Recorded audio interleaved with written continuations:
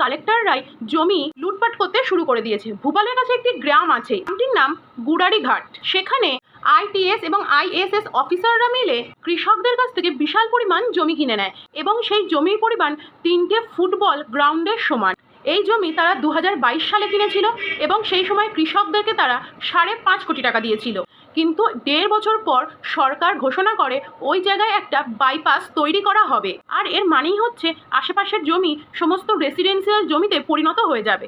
আর এই রেসিডেন্সিয়াল জমি, এই জমির দাম 5.5 কোটি টাকা ছিল, সেই জমির দাম 55 কোটি টাকারও বেশি হয়ে যেতে পারে, অর্থাৎ 10 গুণেরও বেশি লাভ।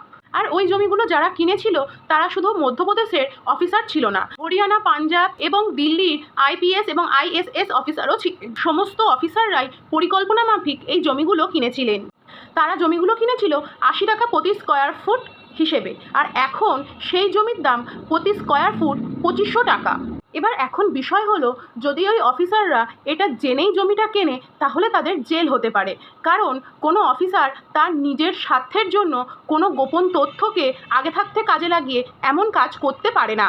আপনার মতে কি মনে হয়, কোনো সরকারি অফিসারের কি জেল হতে পারে? আর এই পুরো ঘটনাটা দৈনিক ভাস্কর গবেষণা করে মানুষের সামনে এনেছে, তো তার জন্য দৈনিক ভাস্করকে একটা ধন্যবাদ তো দিতেই হয়।